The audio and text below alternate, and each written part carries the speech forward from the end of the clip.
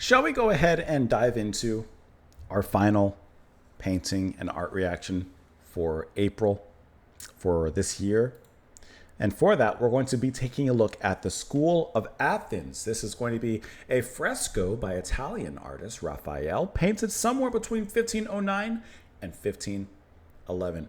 This is another one of those pieces that, from afar, I've definitely seen before, but I've never actually looked at it or read about it or anything like that nature. I've just glanced, and then that's been kind of the extent of that. So, where's my music? Get my music back here. Where'd that go? Yes. Start from the beginning.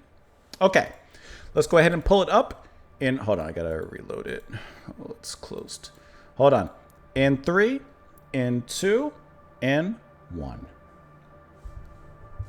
Okay, a lot of people on this one. A lot of people on here, and they are all doing their own thing. I love the staging of it from the beginning. Let's that's a little too close, but we'll do for now.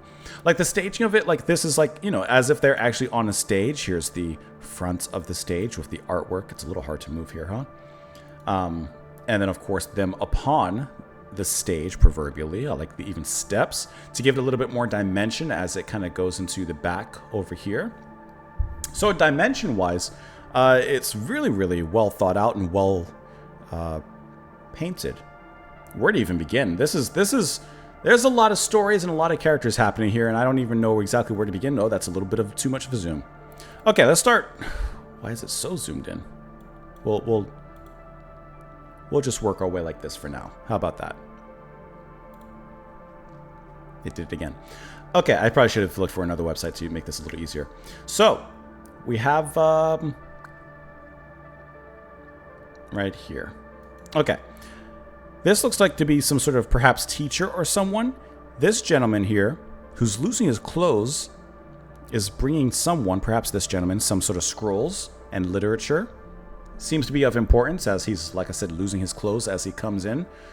Perhaps running a great distance, perhaps a marathon runner of sorts. And this person here is reaching out, in a sense, here as well. And even in the background, you have different sculptures in the walls here. Okay, down here we have some learning.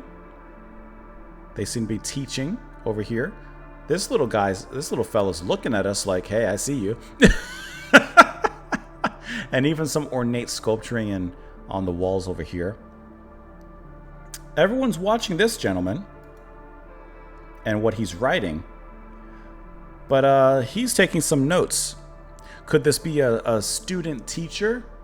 Like, don't tell me, I don't know who came first kind of thing, but like a Socrates, Plato, Aristotle kind of thing. I'd have to look at the years. And then what do you have down here, miss? She's holding up, oh, you can't see. She's holding up this little, almost like a chalkboard of something here. Now, what is this? I don't know. This perhaps looks like, language-wise, it could be Hebrew. So maybe this is something biblically related. And she's looking up at this gentleman and seemingly showing him that and perhaps teaching him something. I could be wrong, though. Absolutely could be wrong. Let's keep scrolling. He is not looking at that guy's feet. He's lost in thought. Writing here. A lot of literature is going on.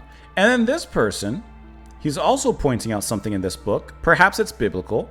And he's saying, hey, like, no. You got it wrong. So perhaps there's some sort of conflict that's actually happening in this particular part of the fresco. According to some sort of knowledge. Translations even. This guy's just chilling. And can I tell you?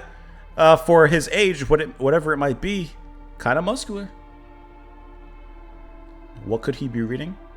This is going to be kind of like probably like a Dante's Inferno, where all these people, of course, are real life people of the time, and they're shown at a moment in their life, in some historical events that relating to them. What are you all looking at? Okay, kind of a similar thing. Looks like you're tracing the stars and constellations, perhaps over here. He's showing them another student. He's the teacher, this gentleman here. She's pointing like, hey, you should be paying attention. She's not paying attention at all. She's looking at this one. Should be paying attention down here. And then kind of following through with that, just a little up higher, you have these four gentlemen discussing stars, constellations, alignments, something of that nature, along with the globe and a map of the Earth, the globe of the Earth. What's happening up here? These guys look kind of sneaky. These three especially that are grouped together, but even him, who may be the leader, in cahoots with them, they're all looking kind of glancingly over this way.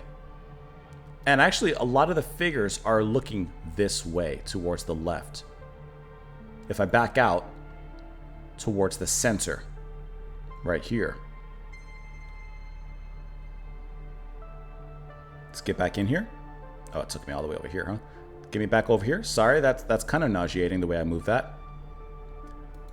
A lot of people are writing, so this could almost be I mean, it's a school, right? So, of course, there's lots of writings, naturally. But everyone's definitely doing their homework. But we have here centered, and this gentleman seems to be trying to get either into the crowd, or he's trying to tap this man on the shoulder, perhaps to get him his attention for something. And, of course, we have a crowd gathered around these two people. What's on their books, I can't see. Omni, I see, everything. And I can't quite make out what's on his book here. But these two must be the two, for lack of a better word, lead teachers, professors, scholars, whatever it may be. And it's interesting as you look at, all right, so there's two people, right? His hand, both their hands are on a book. Knowledge. His hand is stretched forward. His hand is stretched up and pointing up. Perhaps he is using his knowledge to point to some sort of divinity and religion. He is moving his hand forward, perhaps in a statement of progressing mankind in a more secular way. And you see the reactions of the crowds on the sides. You know, some are enamored, some paying very much attention, some even holding their chest as if they're shocked by what they're hearing in a wondering way. And then over here, perhaps arms crossed, a little bit of a critic, a non-believer, pointing fingers as if to jeer, like, do you see this guy? So we've got a few different reactions happening over here as well. And then on the top left, this guy's just kind of robed up. Another discussion. And you have you have a soldier here who's even involved in the discussion. What could the discussion be taking place? What's happening? I don't know. But this person looks a little bored. And this other soldier who's behind, who we looked at briefly, is almost like casting this person off.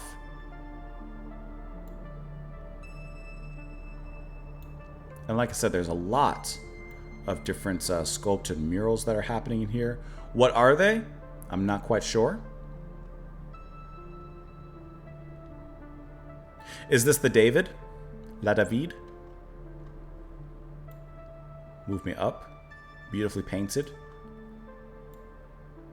Scroll me. Okay, what's up here? What's up here? What was up there? Hold on. What was up here? Can't go that far, huh? I can't see what's in the corner here. This, who's that?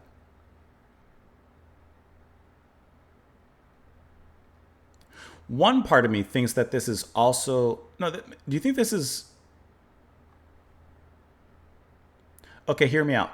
This could be like Medusa on the mirrored shield, whom his name starts with a P. Perseus killed. Maybe this is Athena. Maybe this is continuing the story of David, and this is Goliath's head. David over here. I think there's also someone else here on the side, kind of peeking through. But I'm not quite sure who that is there. And then here, who could that be? Don't know. Don't know. And then obviously lots of murals down here on the bottom part of the stage. On the right, no idea. What do we have? What kind of scene do we have happening here center stage? Let me move myself a little bit right there. This person's about to behead them. Some battle took place over here.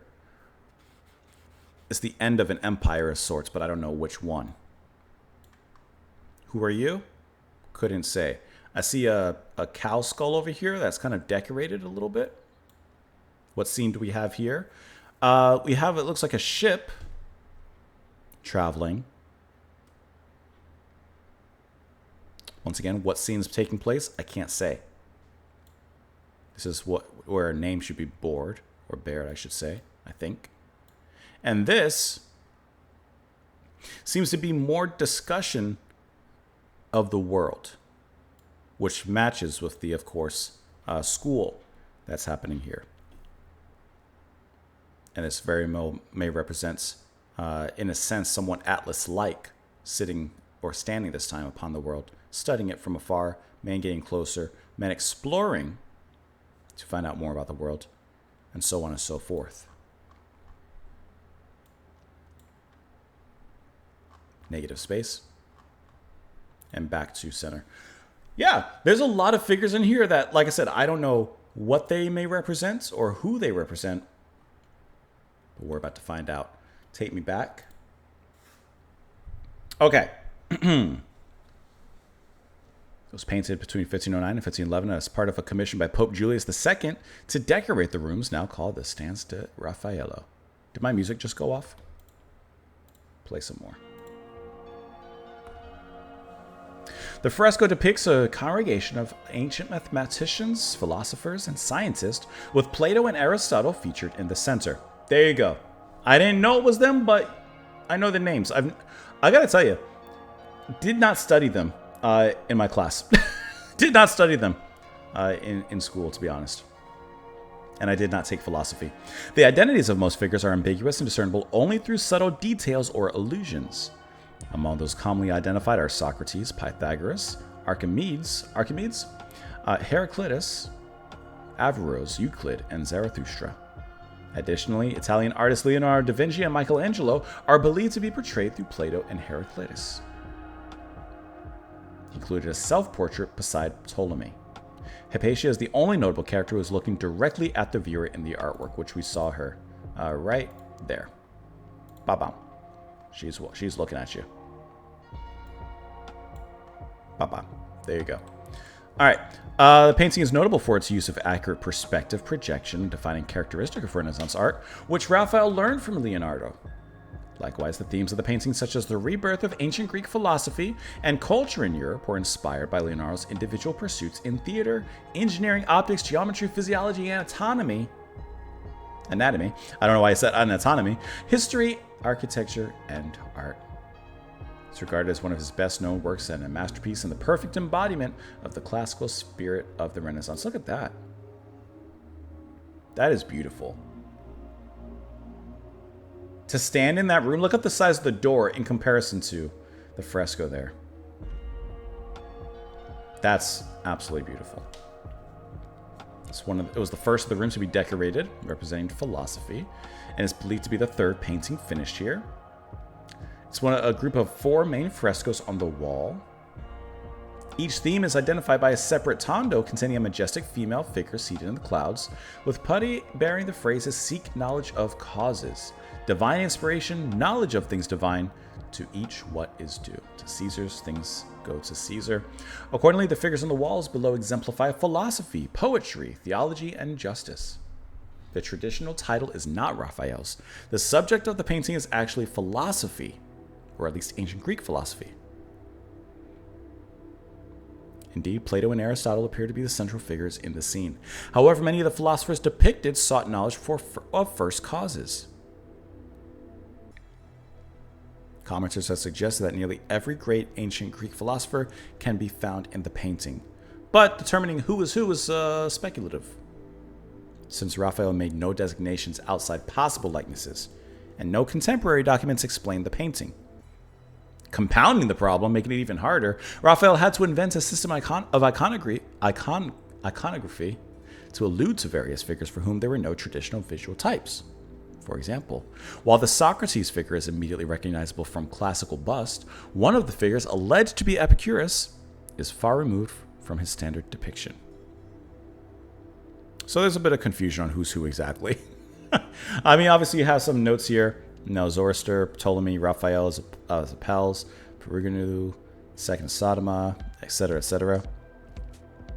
Nevertheless, the fresco has often been interpreted as an exhortation to philosophy and as a visual representation of love, in elevating people toward higher knowledge. However, to Heinrich Wölfflin, it is quite wrong to attempt interpretations as an esoteric treatise. The all-important thing was the artistic motive which expressed a spiritual or physical state, and the name of the person was a matter of indifference in Raphael's time. His artistry then orchestrates a beautiful space, continuous with that of viewers in stanza, in which a great variety of human figures, each one expressing mental states by physical actions, interact in a polyphony unlike anything in earlier art, in the ongoing dialogue of philosophy. And there is a lot of expression in there. An interpretation of the fresco relating to hidden symmetries of the figures in the star constructed by Bramante was given to Mazzola and collaborators. The main basis are two mirrored triangles on the drawing from Bramante, which correspond to the feet positions of certain figures. So now we're looking into symbology, trying to figure that out in here. So it's Plato and Aristotle walking there together.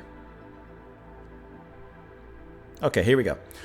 Plato holds Timaeus and Aristotle holds his Nemochian Ethics. Plato is depicted as old, great, and barefoot. By contrast, Aristotle, slightly ahead of him, is in mature manhood, wearing sandals and gold-trimmed robes, and the youths about them seem to look his way. Perhaps a changing of the guard. In addition, they gesture difference, Plato vertically upward into the vault above, Aristotle on the horizontal plane. It is popularly thought that their gestures indicate central aspects of their philosophies. For Plato, his theory of forms, and for Aristotle, an emphasis on concrete particulars. Many interpret the painting to show a divergence of the two schools of philosophy. That is so cool. Isn't like this? I love like learning about this kind of stuff. Like I know we're doing this on April Fools, but this is actually like kind of fun for me. Not even kind of fun for me. The building in the shape is of a Greek cross. Let's see what that is. Greek cross. Okay, just like a cross. Which some have suggested was intended to show harmony between pagan philosophy and Christian theology. Okay, there are two sculptures in the background. The one on the left is the god Apollo, holding a lyre. The sculpture on the right is Athena. So I got one right. I got Athena kind of right. Clap. A number of drawings made by Raphael's studies for the School of Athens are extant. A study for the Diogenes is in the Stadel of Frankfurt. Goes on from there. There's a few copies of it. There's some precursors as well. And with the actual identifications. This was like the cheat sheet. If I had looked at this first. Minerva. Okay, that's Athena. We all know Greek Roman. Da Vinci as Plato. Aristotle. So this is okay. Don't come at me, but Diogenes is the math guy, right? Certain things I didn't learn, okay? I learned a lot, but not everything. Or Alexander the Great here, huh?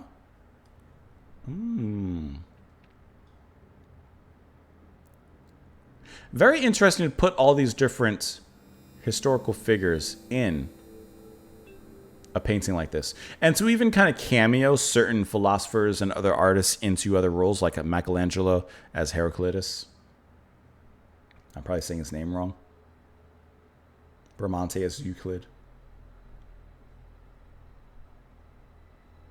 Or personification of truth, beauty, and goodness with Hypatia. And is that why she's looking directly at us? Okay. And here's some close-up views on everyone there. That's kind of cool. I'm really happy that we did this. I really enjoy doing the painting reactions. Maybe next year I should do some other types. Maybe we should do like poetry reactions or short story reactions. Oh, we could do some stuff. I love interpreting things and looking into things a little bit. That's really, really great. Hope that you guys have enjoyed this little departure. Hope you've enjoyed this adventure. I have a great time doing this, and I hope that you guys enjoyed watching and maybe learning something, maybe not. But otherwise, please enjoy the rest of your day, and I will see you all tomorrow.